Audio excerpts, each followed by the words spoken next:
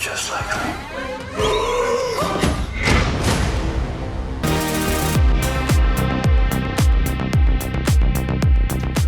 Hey everyone, I'm John from Let's Talk, and today we're here to talk about Brendan Cronenberg's latest film, Infinity Pool. But before we dive into all that, if you are a fan of movie reviews, 4K Blu-ray reviews, and now we do podcasts, if you're into all that, this is the channel for you, and nothing helps out this channel more than by you liking this video and subscribing to the channel. So Infinity Pool is the latest film to be written and directed by Brendan Cronenberg, the son of the legendary director David Cronenberg, and it was just released at the Sundance Film Festival last week on January 23rd, 2022, and I happened to see it in theaters because it did go nationwide this past weekend. I saw it this past Friday in theaters. And Brendan Cronenberg has been on my radar since he came out with his last film in 2021, I believe, in Possessor, which I really love this film, and this 4K is phenomenal. And that film really just showed me that Brendan Cronenberg really has that directing bug just like his father. And just like his father, David Cronenberg, he is really into body horror. Like, there must be something in the water where they're from, because these guys, not only are they into body horror, but they do it better than anyone else. I think Brendan Cronenberg has taken his father's style and really expanded it, because Possessor had this really sleek, clean sci-fi look to it, whereas David Cronenberg's movies, like, his body horror really kind of fleshes together with like futuristic tech, and it's supposed to look gruesome and grotesque, and that's really what he's nailed in a lot of his movies, such as Fly, Videodrome, Scanners. And then, you know, he really went out of left field with movies like Crash, which I do own and I do like. And even last year he had a movie come out, David Cronenberg, called Crimes of the Future, and that's the same thing. But Brendan Cronenberg does something a little bit different. He does use that body horror flair that his father does, but he also kind of wraps it up in a little bit of his own thing, where the movies kind of seem a little bit more cleaner, sleek, a little bit more futuristic. And then this movie, Infinity Pool, kind of actually took that to the next level. And I actually think that even though this might not, for me, be as good as Possessor, I still think that this is a really good movie, and a movie I was surprised at how good it was. Now, this movie kind of came out of nowhere. I had heard about it, and then I heard that it got released at the Sundance Film Festival. I'm like, oh, it's going to get picked up. We're not going to see it for a while. Then everyone was like, oh no, it's coming out this weekend. I was like, well, all right, well, I got to make time and go see this movie, because like I said, big fan of Brendan Cronenberg. And then on top of that, this movie stars Maya Goth, who I just absolutely love. She stole 2022 for me with movies like X and Pearl. You know, even though those movies are connected. And then in Pearl, I thought she had one of the best performances of 2022, only behind Cate Blanchett's performance in Tar. I thought she was incredible in Pearl, and that was my favorite movie of 2022, and a lot of that rests on her shoulders. I think she should have received an Oscar nomination. But unfortunately, just like the rest of the world, the Academy Awards do feature a lot of politicking, and they had to make room for Adria Roseborough for To Leslie, which is a movie that I personally had never even heard of or seen, but I heard that her and Edward Norton got together and did this big online campaign to help her get nominated for Best Actress, and she might have deserved it, but Maya Goth should have been at least one of the top 5 Best Actresses of last year, because everything she did last year was phenomenal. And then on top of that, just Pearl alone was such an astonishing performance. And then the other co-star of this movie is Alexander Skarsgård, who I was never the biggest fan of until last year. He did 2 things last year that really caught my eye and made me finally a fan of this guy. I was always a fan of his father. I was always a fan of his brother Bill. Alexander was always the one that I always felt like was like the outliers. He's almost like the third Hemsworth of the Hemsworth family, where it's like, oh, he's there, he does a little bit of work, but he's not as big as the others. But Alexander, I finally learned to appreciate him last year with his performance in The Northman, and then he plays himself in an episode of Atlanta, and Ashante? Is she still with Nelly, by the way? he stole the show in that episode. I thought he was phenomenal. And I was like, all right, this guy gets it. He's down to do anything. He's down to perform any role he's asked to perform. And man, he is asked to do a lot in this movie. He doesn't have that many lines in this film, but he is asked to do so much. Before I get too far out into the weeds, I don't want to spoil this movie, so my breakdown is going to be completely non-spoiler of it. So this movie opens with Alexander Skarsgård and his wife. They're going on an all-inclusive resort in another country. And when they get there, they meet another couple, one of them played by Maya Goth and her husband. And Maya Goth happens to be a huge fan of Alexander Skarsgård's one book that he has released so far. And that book was considered a commercial and critical failure, a complete flop. But Maya Goth's character really likes him.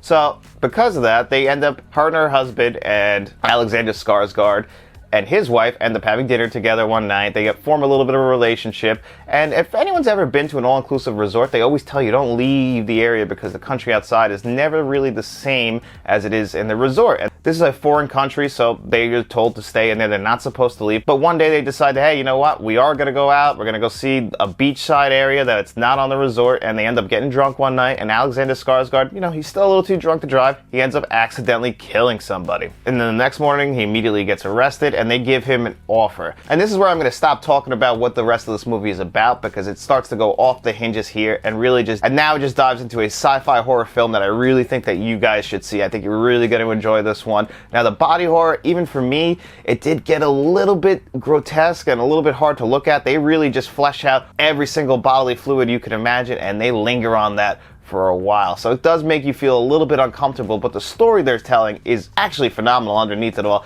It's really talking about society as a whole. It's talking about the elite. It's talking about the rich, and just about the fact that, it's basically commenting on society in general as the world, and about how the rich are always able to get away with stuff that the rest of us are forced to either pay for or have to suffer for, or even like for crime. Like if we commit a crime, we always have to suffer way more than the rich have to suffer because they're able to afford to get out of it. And that's a lot of what this movie is commenting on socially, while wrapping it up in this gross, just disgusting ball, while also having some incredible acting in this. Now, Maya Goth's character, as expected, does amazing work. Actually, in the first half of this movie, I was like, wow, she's not really in it too much. She seems a little bit reserved. I wasn't expecting her to really turn it up. By about the second half of that movie, she turns it up to 11, and then that's the Maya Goth that I love. And she comes out of her shell, and she just does a phenomenal job acting in this movie, like I expected her to do. But Alexander Skarsgård also does a great job in this movie. He's asked to do a lot of acting where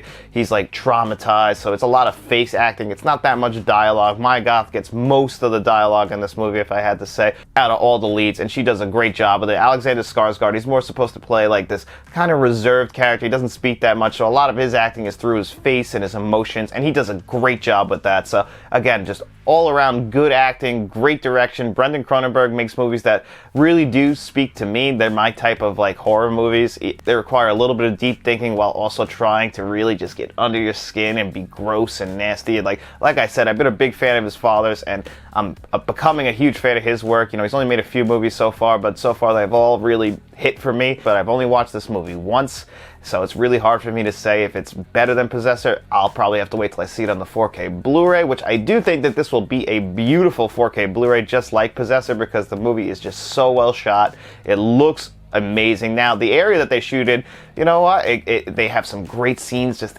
in the rain. The rain scenes in this movie is really what stood out to me, and I can't wait to see that on my OLED TV, because it looked pretty good with a pretty average projector when I saw it in theaters, so I can't wait to get this home. And if you're looking for another movie just to watch this upcoming weekend, I can definitely recommend this one. We've been doing pretty good with horror movies this year. Megan was a great one. This is another great one. And then this upcoming week, we have the new M. Night Shyamalan movie, Knock at the Cabin. So we've been doing pretty good as horror fans this year so far, and I think so far they're 2 for 2. We'll see if they knock it out of the park and go 3 for 3 as far as horror films go, at least theatrically released horror films. So what would I rate this film on a score of 1 to 10? Overall, I had a good time in theaters. Some of the body horror could be a little too much, but they're trying to go for that. They're trying to really test all your senses. They're trying to overwhelm you, so I understand that. The acting was great throughout. There are some points in the movie, especially in the first third of the movie, where it's a little slow and then it took a little while to get going, so I have to take a little bit of points off of that. But once it does get going, you're totally locked into the movie. The acting is great. The cinematography I thought was awesome. The story itself is great.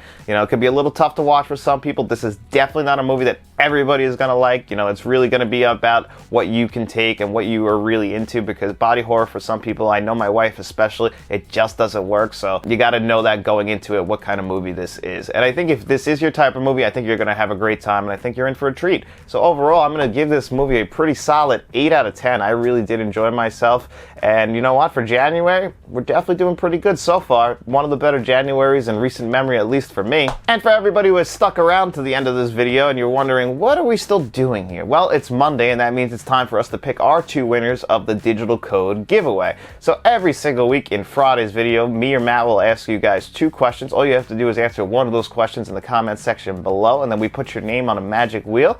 We spin that bad boy 2 times, and then the 2 names it lands on, those are this week's 2 winners, and they have their choice, the digital codes that you have seen on your screen before you today. And we asked you guys, what was your favorite Eddie Murphy movie, and what was your favorite Jonah Hill movie in honor of the movie You People on Netflix? And I was actually surprised. The highest picks for best Eddie Murphy movie were Beverly Hills Cop, which would be my choice. I think that was his best role. I think he was born to play Axel Foley, and he does a great job in it. Let's just try and pretend that Beverly Hills Cop 3 never happened. And then right next to that was Mulan. I was very surprised at how many people are big fans of Mulan, and he is great in Mulan, like I said. I think that's how he got the role in Shrek. It just showed how good of a voice actor he is, and Eddie Murphy is one of the greatest of all time, so it's not surprising. He's had so many roles to choose from. I was just surprised at how many people really do remember his role in Mulan. I didn't think that many people love Mulan that much, or loved his role specifically, but boy, I was proven wrong. He is great in Mulan, so it's really nice that a lot of people remember that, and I guess probably from their childhood growing up with Mulan, which is one of the better Disney movies, especially from the Disney Renaissance. I still, though, I'm gonna be honest, haven't seen that remake yet, and you know what? They don't have Eddie Murphy's character in it, which, you know, that was kind of part of the reason why I haven't checked it out. And then for Jonah Hill, we got a lot of great answers, but obviously number 1 was mostly Superbad. And then actually one of the most surprising was one person actually picked Don't Look Up, which I loved him in that movie because that combines his comedy and drama chops that we've seen. But my pick for Jonah Hill, his best role, I think, is The Wolf of Wall Street. I think that's where he peaked. That's where we finally saw it, because that's after Moneyball, after Superbad. That's really where we got to see that real combination of drama and comedy, and he nails that role perfectly. I couldn't imagine that movie without Jonah Hill. And he took the minimum. I think he only got paid $500,000 for that movie, just to show that, hey, I can act up against one of the best actors of all time in Leonardo DiCaprio. And boy, he really does. Well, enough of me rambling on. Let's spin this wheel and see who this week's 2 winners are. First wheel spin coming up.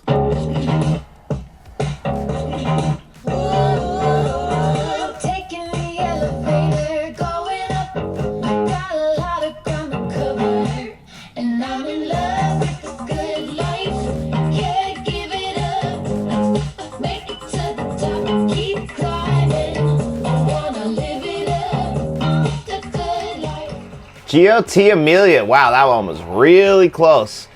All right, Amelia, we're going to remove your name and we're going to spin this again.